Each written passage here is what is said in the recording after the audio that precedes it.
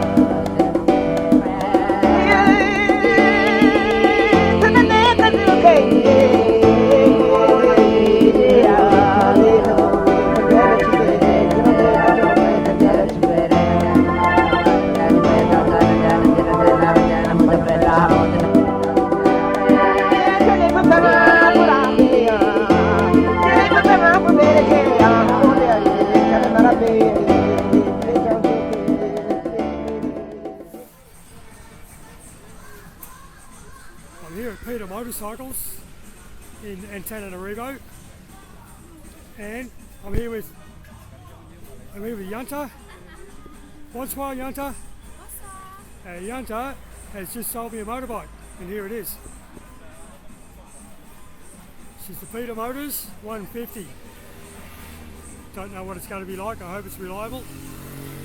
Last Chinese motorbike I had was very reliable. If this one's as good, it'll be great. So, Yunta, yeah, merci beaucoup. Muy bien. Muy bien. That's Spanish. Solta a pizza, cara.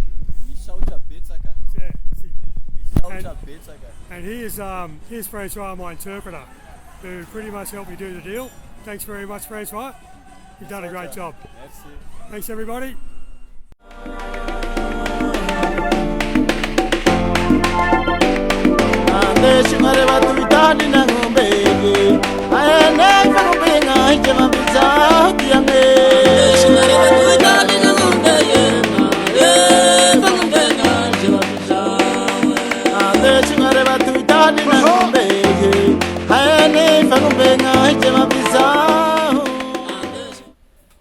Well, it's Tuesday morning and I'm still in Tana. Been here for a few days, and everything's been going pretty well until last night. Went for a walk down to the main drag looking for something to eat. It turns out it's a pretty dodgy area of town at night. I wasn't getting any hassle from the people in general, but the police was a different story. They stopped me, about 5 of them, demanded to see my passport, which I didn't have, so I was arrested and taken to the police station. A more putrid and dingy police station I have never seen. There they were demanding that I pay. They wanted money out of me, and I told them I'm not paying. So they showed me the cells and told me that's where I'm going to be staying the night. Now in one cell there was a woman, a middle-aged woman, respectable looking lady, well dressed, spoke very good English, and in the other cell there was a bloke who just had his face up against the bars trying to give me a death stare. I think he was trying to intimidate me, but he looked about as scary as the lady in the cell next door. Anyway, the lady in the cell, she ended up being very helpful. She was interpreting for me. And the coppers then took me back out to the other room kept telling me that I was going to be staying in the cells for the night, and I kept telling them I'm not paying. And I said to them, even when you let me out in the morning, I'm still not paying. You're getting nothing. And they kept repeating themselves, and I kept repeating myself. We're getting nowhere. So I walked back to the cells and I said, all right guys, I'm not paying. Open the doors and let me in. And then I was stumped. So they had a little huddle at a conference. Meanwhile, I'm chatting to the woman in the cells, and the clown in the other cell was still trying to look tough. It was just a joke. Then the coppers came back to me. The guy who originally arrested me told me to follow me, which I did. One of them tried to stop me on the way out, still trying to get me to pay. I just walked away and left him. Walked out in the street, and the coppers just said, go.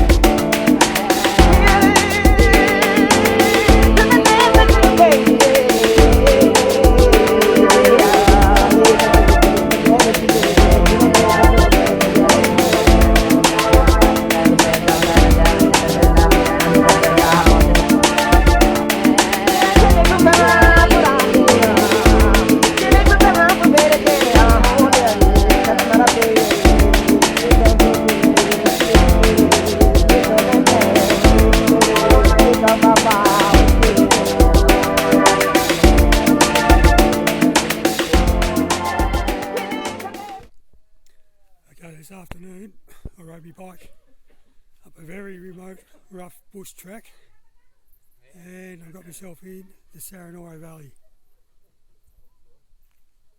and I'm going to stay at this little lodge. This will be the most spectacular location I think I've ever stayed in. Let's take a look at this place.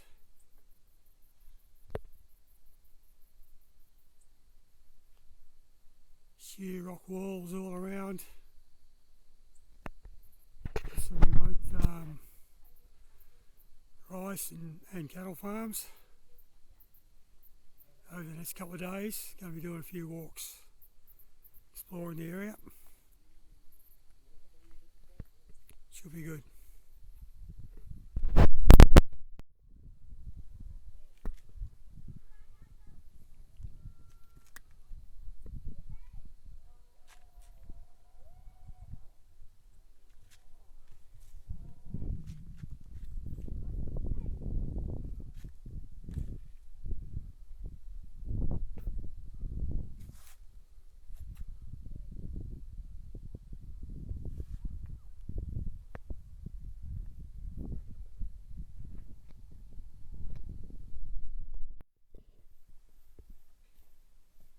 Okay, it's Sunday morning in the Saranori Valley, and I'm here with Shamel.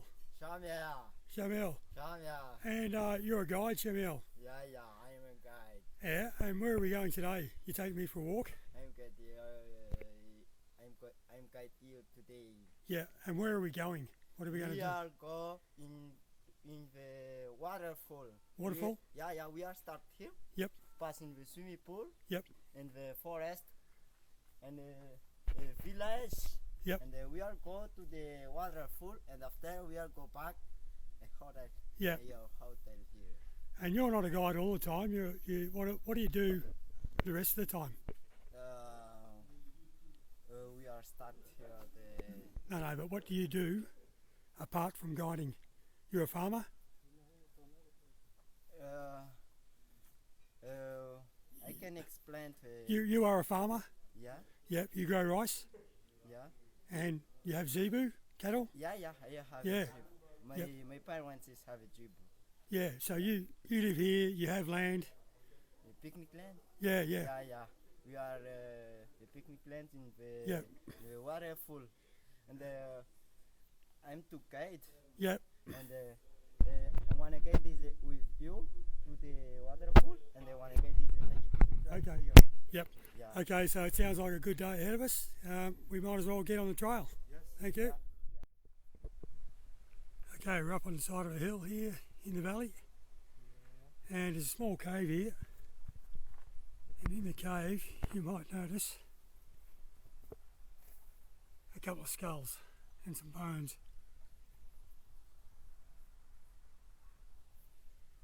Now, what's going on here, fellas?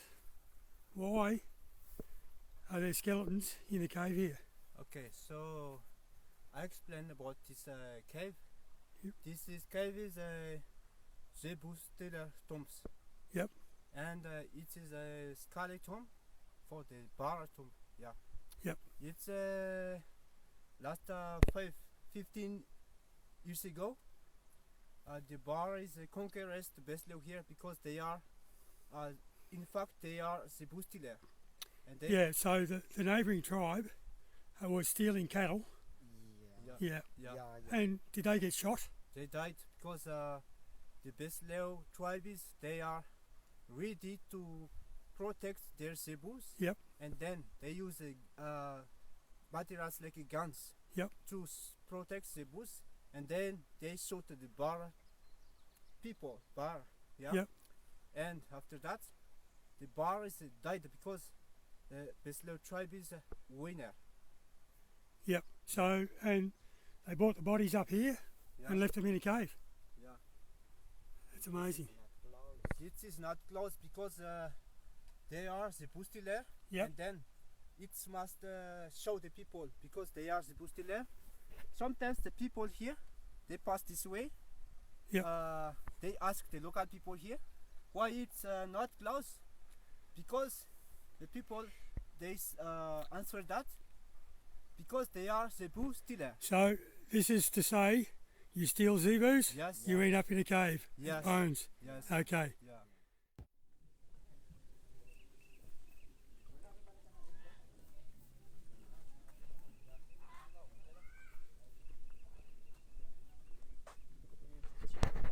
Yep.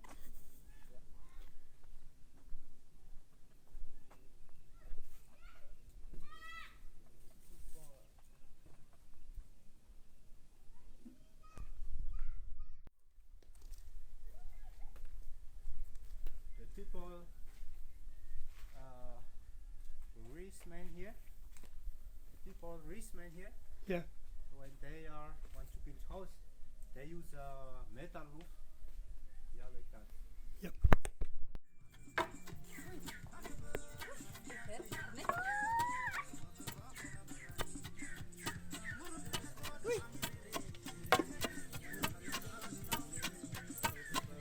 Mandasin mana?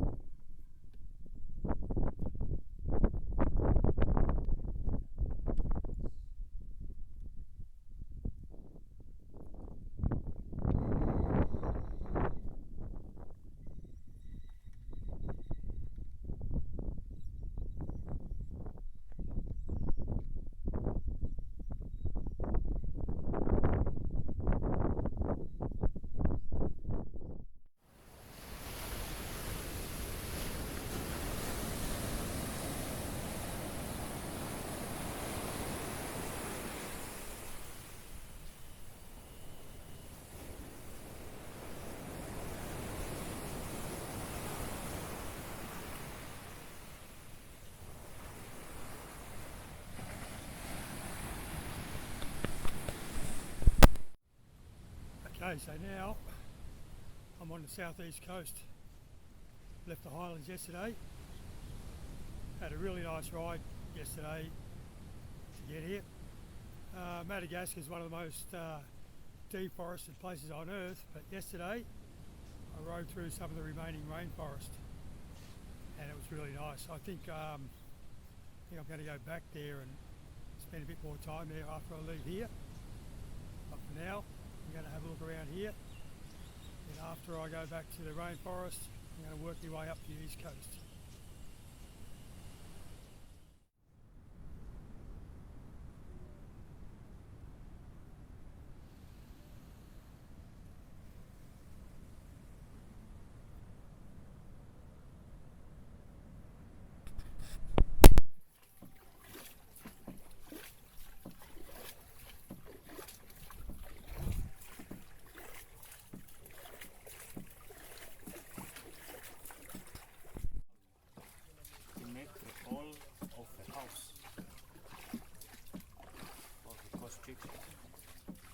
So,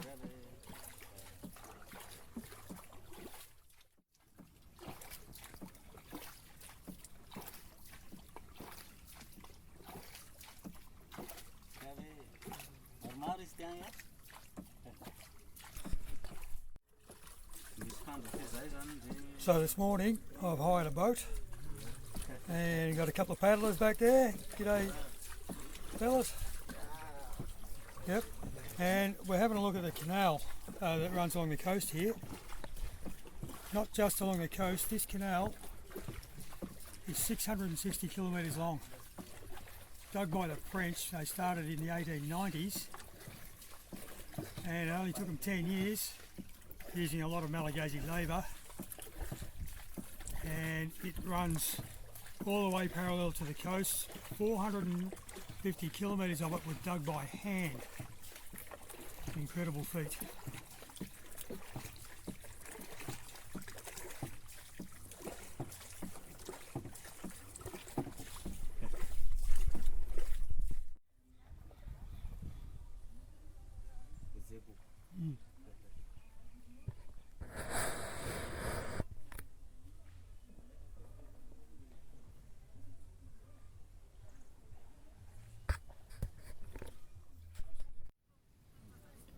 Bonjour, ça va? Ça va? Ça va, bien, bien. Merci.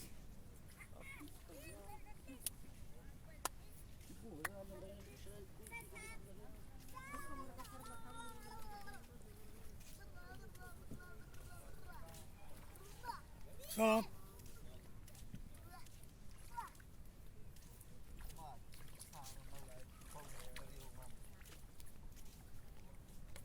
Bonjour.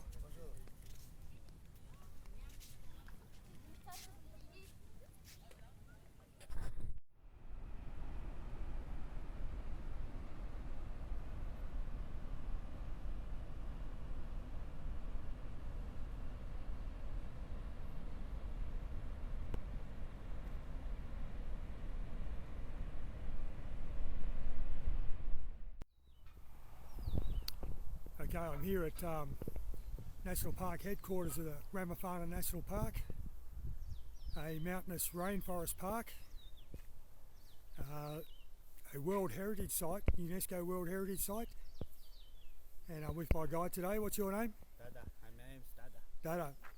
And we're going for a walk in the forest today. Yeah. How long are we going for? For about 3 to 4 hours. Yeah. And what can we expect to see out here today? And then I'm present, so my colleague here is Nosy, so he's an animal spotter, so he go ahead to try the lemur, and if he find lemur, he call me. So we might see some lemurs.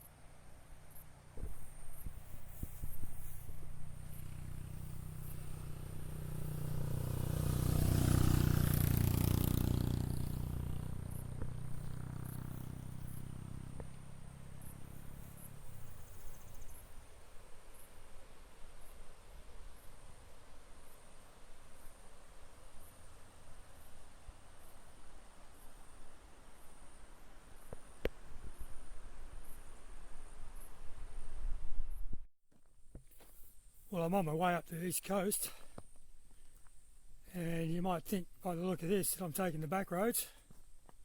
I'm not.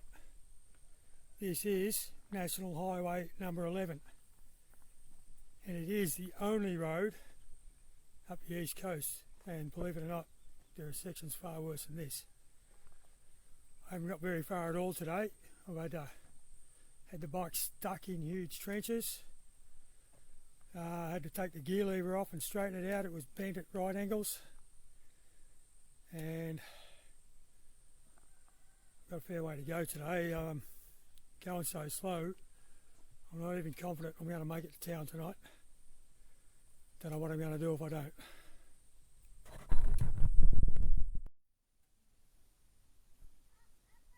Well, I'm making a bit better progress now. Still very slow, but the track seems to have dried out here. Back at the start of the track, these big trenches were just full of mud. And you have to pick your lines very carefully, because once you get into these bog holes, you take the wrong line, you end up in a narrow trench that the bike won't go through, and that's how I ended up bending my gear lever. The bike got stuck, had to lift the bike out. Gear lever there is still a bit bent, but before it was back against the foot peg, unusable. I've only got a few basic tools, so I had to take the gear lever off. I straightened it out using a rock and a coconut. So I still haven't been out of third gear yet, but I'm making steady progress. I haven't stopped too often, so I'm starting to think I will make it to town.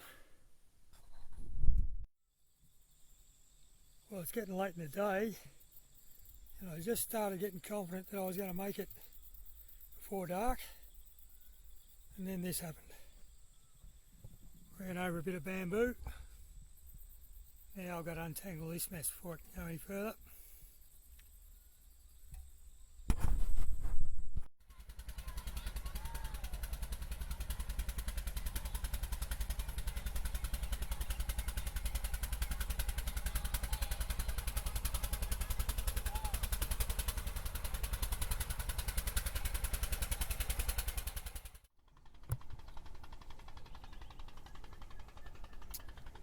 Well, I made it into town last night, but it was a real ordeal.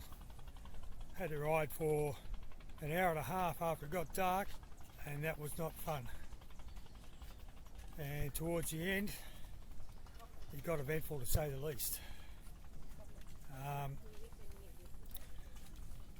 After coming to a river, I got to a bridge, and well, it wasn't really a bridge, it was half a bridge.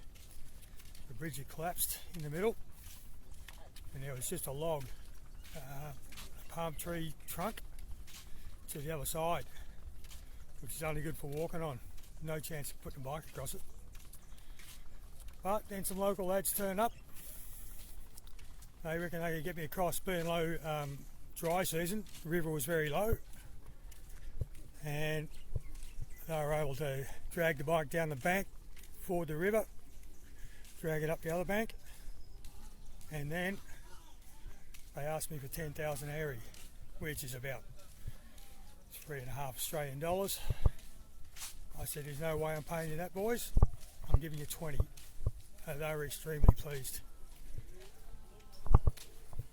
So then, not long after that, I got to a big river, and there was no bridge. There used to be a ferry there, but it doesn't operate anymore. So I had to hire the services of a couple of guys with a dugout canoe, a few guys.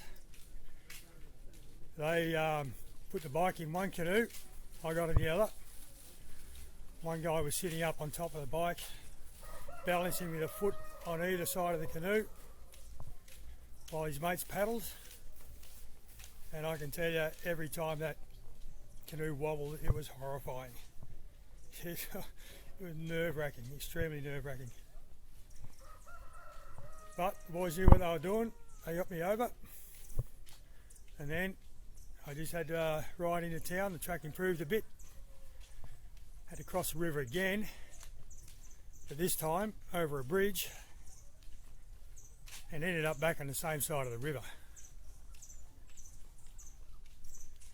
So yeah, got into town last night, went straight to a bar, had a couple of beers, and checked into the best hotel in town, and let me tell you, it is rough.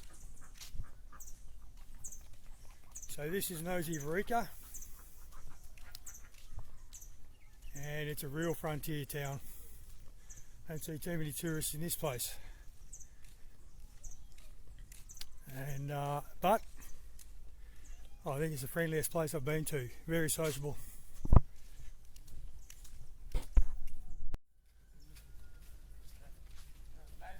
And this is where I came last night for a few beers. Had quite the session with a few of the local lads. Very friendly bunch. Yeah, it was a great night.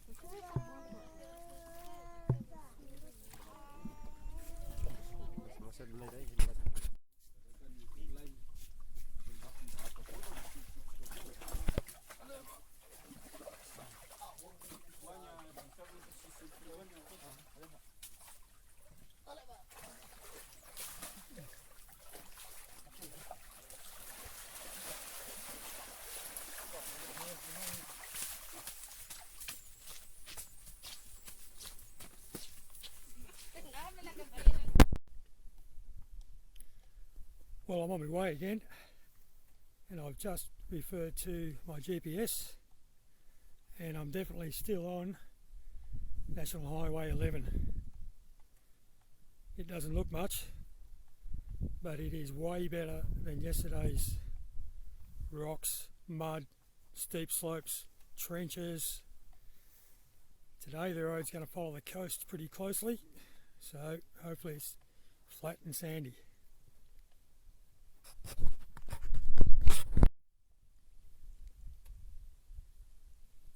I've got a serious problem here. There's a bridge over this creek. Quite obviously that's not usable. And I can't get the bike down there at all. Huge drop off there. But over here, there is a very sandy ramp going down to the river.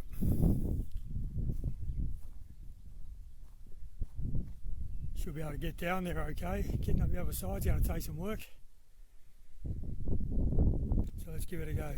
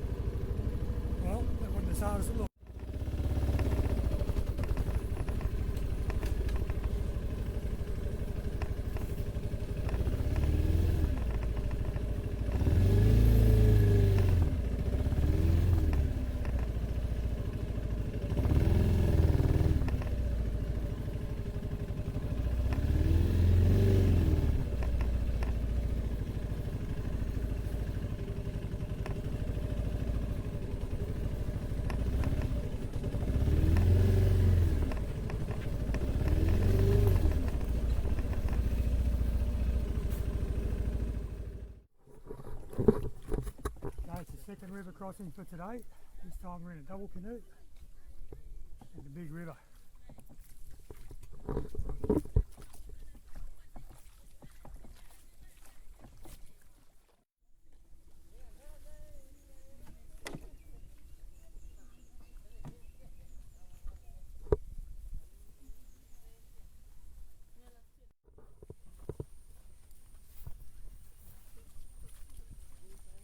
Here comes the fourth and hopefully last trip for the day across the river. Another double pirogue. I think this is a long one, quite a big estuary here. You can please.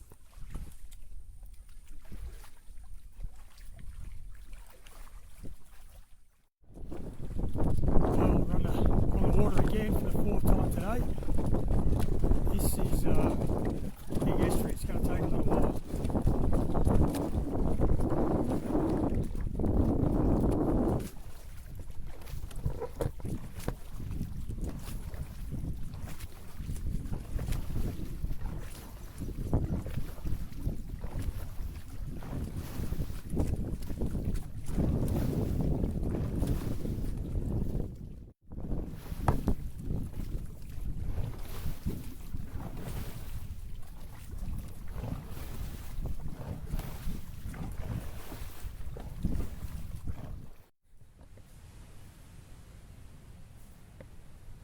Well, I've arrived in a place called Antananarivo and I feel like I'm back in the third world after I was in the fourth world for a while there. Anyway, have a look at the place I've got. Got a bungalow. Have a look at this. This is a world away from the flea pit I was staying in last night.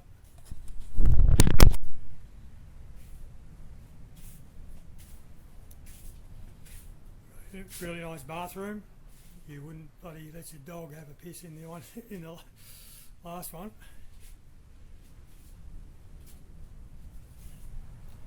And look where I am.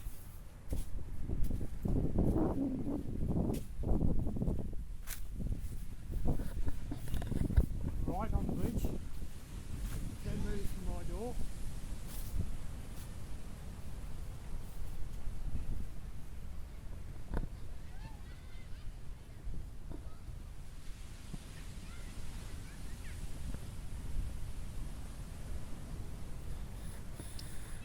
And all this is costing me around about $15 a night.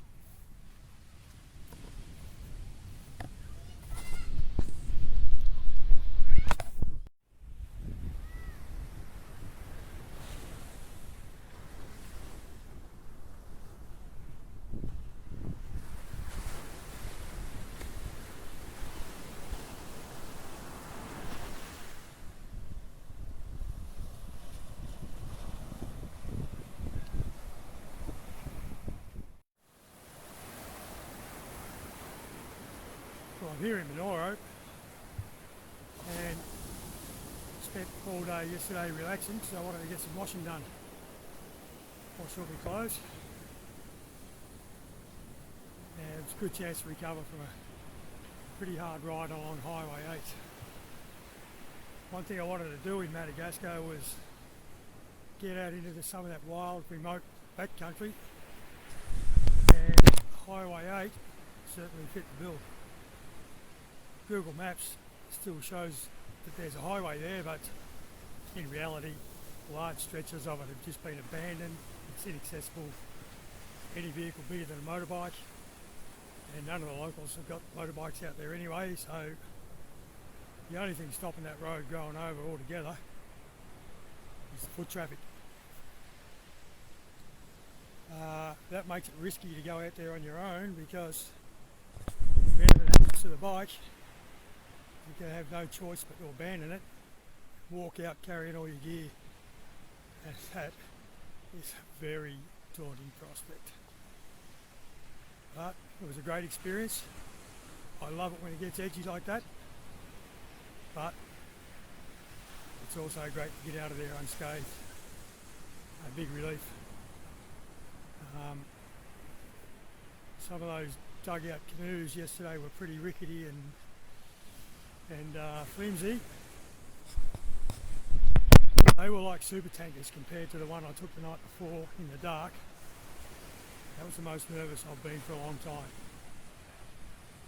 But from here on in, I think I'm going to be back on the civilised world's road network, and yeah, hopefully it's going to be smooth sailing from now on.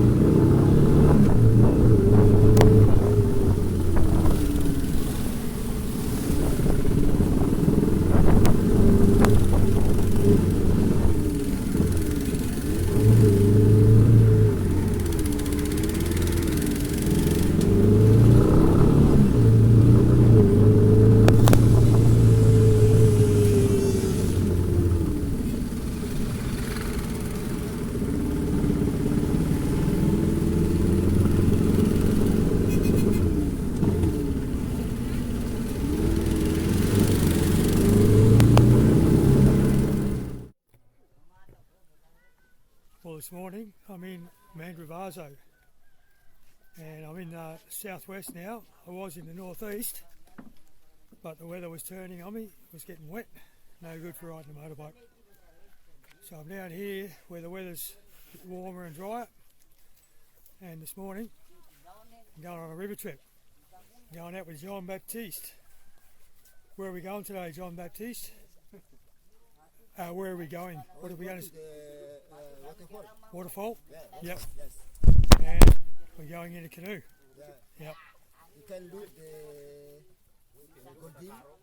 Oui. Golding, you can look the bird. Oui. Oui. So we'll be on for probably 3 or 4 hours. Should be a good trip.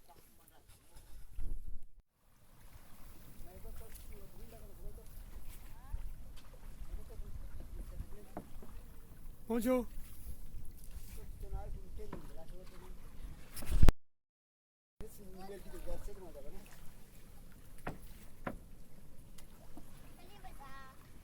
Bonjour.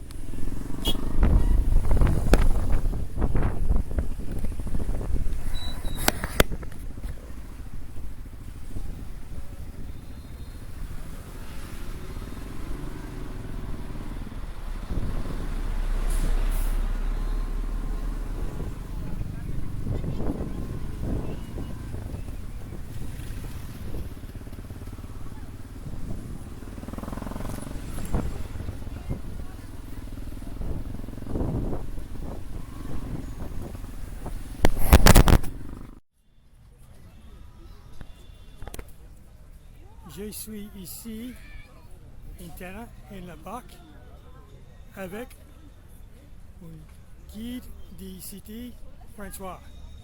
Bonsoir, Francois. Hello. And you speak good English, Francois? Yes, Obviously, I speak yes. English, yeah. And that's very fortunate because Francois has really helped me on this trip.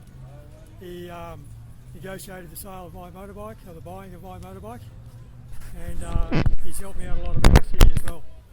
And what's your job here, Francois?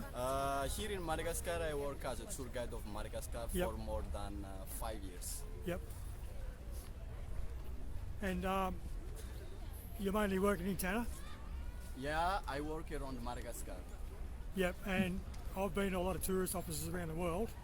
Not many people, well, I've never seen anyone who does what Francois does for the clients. It's been fantastic. He's really gone out of his way, spent hours and hours helping me, not just showing me around the city, but actually helping me get stuff done. Now, Francois, you're working for the local tourist authority now, but what's your plans for the future? I want to own my own company, and Yep. I work to run with my own clients. Yeah, well, if anyone's in Madagascar and they're looking for a tour guide, I can highly recommend Francois. Very knowledgeable and very helpful. Merci beaucoup, Francois. Merci Yeah. beaucoup, Miss Shauta. Très bien, très bien.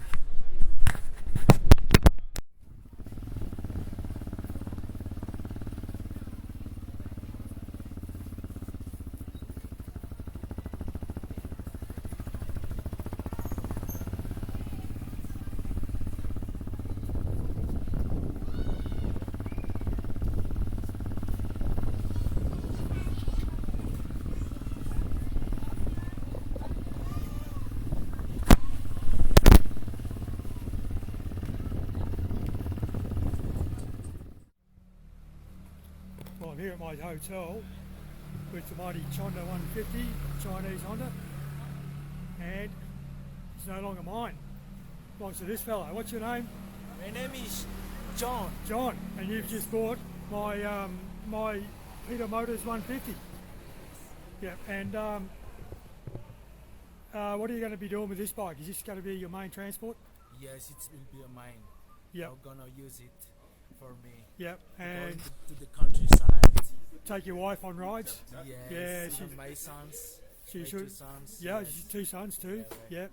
Well, they should enjoy it. It's got a very nice seat, this Yes, bike, thank and you so much. Yeah. I can tell you, I've been extremely happy with the performance of this bike. So anyone thinking about coming to Madagascar and riding a motorbike around, I highly recommend you go to Peter Motors and get a Force 150. Great little bike, reliable, tough. Yeah, really runs well, good motor. Been fantastic. Peter, John, I know you're going to enjoy this bike. It's a really good bike. Hope you look after it. I hope it's as good for you as it was for me. Yeah, thank you so much. He gave me a really good bike. It's a new one. Yeah. And thank you so much. You're a good man. It's a All pleasure. the best for you. Pleasure doing business with you, John. Thank you very much.